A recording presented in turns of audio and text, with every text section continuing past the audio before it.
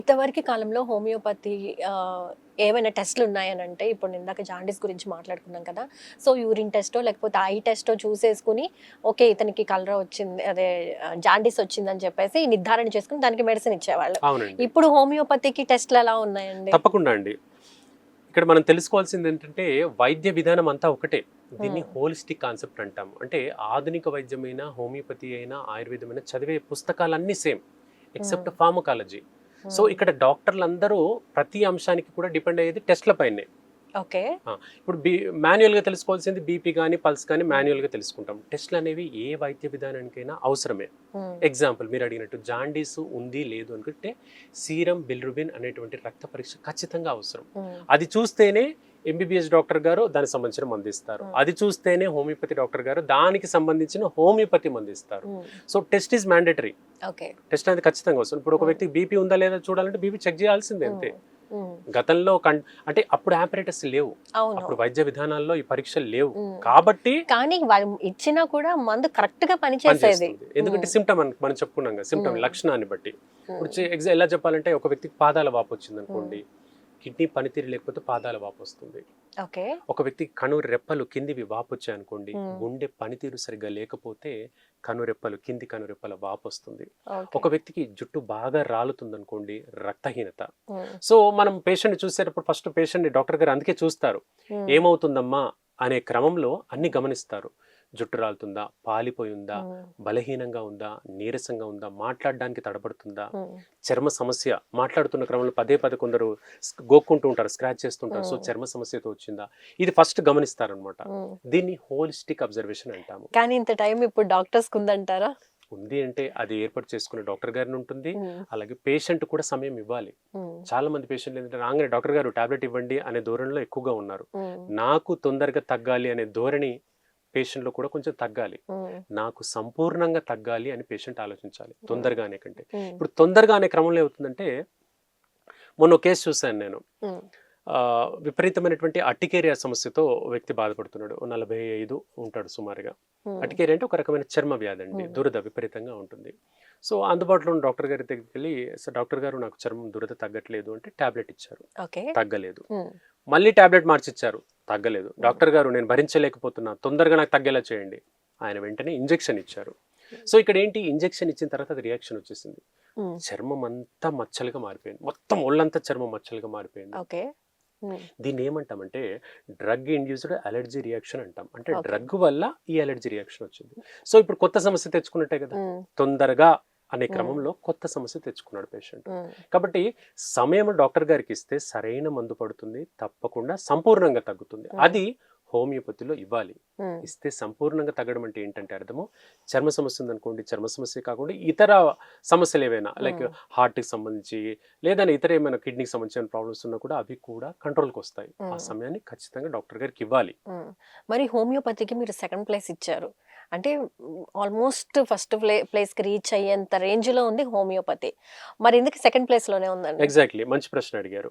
ఇక్కడ అంశాలు మనం మాట్లాడుకోవాలంటే మొత్తం వైద్య విధానం గురించి కంప్లీట్‌గా తెలుసుకోవాలండి. అంటే హ్మ్. ఆదరణ ఎప్పుడొస్తుందంటే మనకు కనబడాలి. హ్మ్. ప్రభుత్వం నుంచి ఆదరణ కనబడుతూ హ్మ్. డిస్పెన్సరీసు, హాస్పిటల్సు అవన్నీ కనబడాలి. ఓకే. అప్పుడు జనాల్లోకి ఎక్కువగా వెళ్తుంది. హ్మ్. ఇప్పుడు మన ప్రభుత్వం ఉందండి. ప్రభుత్వం తీసుకోవాల్సినటువంటి కొన్ని స్టెప్స్ ఉంటాయి. ఓకే. అంటే డిస్పెన్సరీస్ పెట్టడము, హాస్పిటల్స్ హ్మ్. పెట్టడము, డాక్టర్‌ని రిక్రూట్ చేయడం ఉంటే అప్పుడు ప్రతి గల్లీ గల్లీలో మనకు కనపడిందనుకోండి, హ్మ్. ఆ డాక్టర్ గారి దగ్గరికెళ్తాం. హ్మ్. ఇప్పుడు అలా డిస్పెన్సరీస్ మీకు విచిత్రమైన విషయం చెప్పనా? 1960 తర్వాత హోమియోపతి డిస్పెన్సరీస్ మన తెలుగు రాష్ట్రాల్లో లేవు. ఓకే. 1960 తర్వాత అంటే చూడండి ఎన్నేళ్లు గడిచిందో. హ్మ్. 50 ఏళ్ళు గడిచింది. కానీ హోమియోపతి హాస్పిటల్‌లు పెట్టలేదు. హ్మ్. ఇదెంత మరి ఆశ్చర్యం. హ్మ్. మరి 50 ఏళ్లలో హ్మ్. ఆధునిక వైద్యంలో ఎన్ని మెడికల్ కాలేజీలొచ్చాయి, హ్మ్. ఎన్ని డిస్పెన్సరీస్ వచ్చాయి. హ్మ్. అంటే మనిషి ఏం కోరుకుంటున్నాడు? కోరుకుంటే చికిత్స కోరుకుంటున్నాడు. హ్మ్. ట్రీట్‌మెంట్ కోరుకుంటున్నాడు. హ్మ్. ఆ ట్రీట్‌మెంట్‌కి హోమియోపతిలో కూడా ఉన్నాయి. హ్మ్.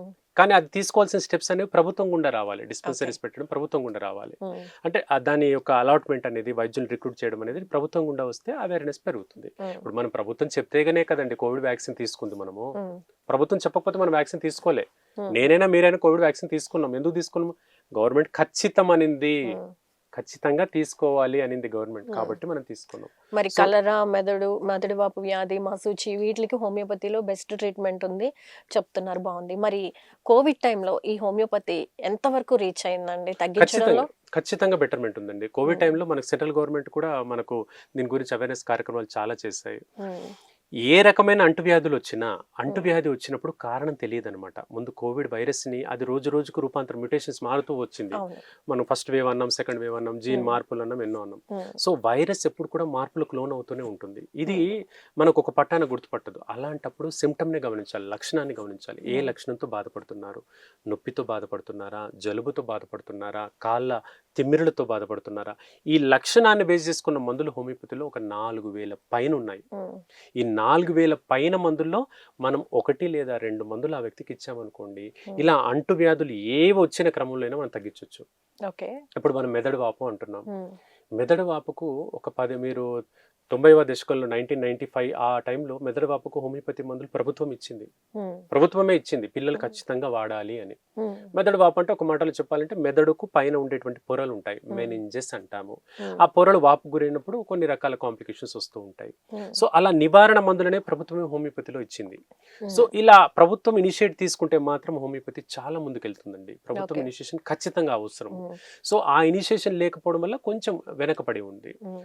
అంటే మిగతా ప్రైవేట్ సంస్థలు, క్లినిక్లు ముందుకు వస్తున్నాయి, కానీ ప్రభుత్వం సరైన ఇనిషియేషన్ తీసుకుంటే మాత్రం అద్భుతమైన ఫలితాలు హోమియోపతిలో ఉంటాయి. నెలల వయస్సు పిల్లల నుంచి మొదలుకొని పెద్దవాళ్ళు, ఏ బెడ్ రిడెన్ పేషెంట్ వరకు కూడా హోమియోపతి మందులు వాడుకోవచ్చు. ఏ సైడ్ ఎఫెక్ట్స్ ఉండవు.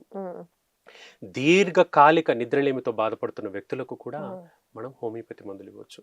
చాలా మంచి విషయం. అవి కూడా దీర్ఘకాలికంగా వాడాలంటారా? అస్సలు అక్కర్లేదు, కేవలం వారం 10 రోజులు చాలు. అన్ని 10 ఏళ్ల నుంచి ఉందండి తలనొప్పి, 10 రోజులు మందులు వాడు చాలు. ఇంప్రూవ్మెంట్ కనబడుతుంది, గుణం కనబడుతుంది. గుణం కనబడ్డ తర్వాత 10 రోజులు 15 రోజులు వాడుకోవచ్చు. అలా వారం 10 రోజుల కల్లా ఇంప్రూవ్మెంట్ కనబడుతుందండి, ఎంత తీవ్రమైన సమస్య అయినా. ఇప్పుడు అల్లోపతికైనా హోమియోపతికైనా చదువు మాత్రం ఒకటే అని మీరు చెప్తున్నారు, గట్టిగా చెప్తున్నారు. మరి ఈ రెండింటికి ఏంటి డిఫరెన్స్ అసలు కరెక్ట్ గా మాట్లాడితే? ఒకటే ఒక మాట అండి వ్యత్యాసం, అంటే ఫార్మకాలజీ. అంటే మీకే కాకుండా వ్యూవర్స్ కూడా చాలా కన్ఫ్యూజన్, ప్రపంచం అందరికి కూడా ఈ కన్ఫ్యూజన్ ఉంటుంది. చాలా మంది పేషెంట్స్ కూడా అడిగిన ప్రశ్న నా దగ్గరకు వచ్చినప్పుడు, ఒక వైద్య వృత్తిలో చదివేటప్పుడు 22 పుస్తకాలు చదవాలి. Anatomy, physiology, pharmacy, forensic medicine, surgery, ENT, ophthalmology, orthopaedics, dentistry, అలాగే గైనకాలజీ, ఆబ్స్టెట్రిక్స్, ఇలా కొన్ని రకాల పుస్తకాలు ఉంటాయి. ఈ పుస్తకాలన్నీ కూడా ఈక్వల్గా చదవాలి. ఒకే ఒక పుస్తకం వ్యత్యాసం ఏంటంటే ఫార్మకాలజీ, అంటే మందులు ఇచ్చే విధానం మాత్రమే మారుతుంది. మిగతా అన్ని పుస్తకాలు యథావిధిగా అందరూ చదవాల్సిందే. థియరీ, ప్రాక్టికల్, వైవా అంతా కూడా సేమ్ ఉంటుంది. మందులు ఇచ్చే విధానంలో మాత్రమే మార్పు ఉంటుంది. అలాగే హోమియోపతి మందులు కాస్ట్ తక్కువ అండి. ఆ కాస్ట్ తక్కువ ఉండడం మూలంగా కూడా చాలా మంది ఏమనుకుంటారు, చీప్ వైద్యము, చాలా తక్కువ వైద్యం, చిన్న వైద్యం, చిన్న తెల్ల గుళికలు ఇస్తున్నారు, అదేం తగ్గుతుంది అనేటువంటి అపోహ ఉంటుంది. కానీ కాదు, గుణం అనేది అలా తెలియదు మనకు. ఇప్పుడు ఆవాలు ఉంటాయి, మిరియాలు ఉంటాయి, చూసేందుకు చాలా చిన్నవి, 4 గింజలు నోట్లో వేసుకోమనండి, ఘాటు ఏంటో తెలుస్తుంది. అదే విధంగా ఈ గుణం కలగడానికి, గుణం తెలుసుకోవడానికి వీటిని పొటెంటైజ్ చేస్తారనమాట. మందును పొటెంటైజ్ చేస్తారు. పొటెంటైజ్ అంటే దాని యొక్క గాఢతను తగ్గించి మందు ప్రభావాన్ని యాక్టివేట్ చేసేటువంటి ఒక పద్ధతి, హోమియోపతిలో ఉండేటువంటి పద్ధతిని పొటెంటైజేషన్ అంటారు. ఇలా పొటెంటైజ్ చేసిన మందు వల్ల అది యాక్టివ్ ఇంగ్రీడియంట్ అనేది అందులో ఉంటుంది. ఇప్పుడు మనం కాఫీలో కెఫీన్ అంటాము, అలా దానిలో ఉండేటువంటి యాక్టివ్ ఇంగ్రీడియంట్ ఉండడం మూలంగా అది సరిగ్గా శరీరానికి అబ్జర్వ్ అయ్యి దాని గుణం అనేది సరిగ్గా కనపడుతుంది.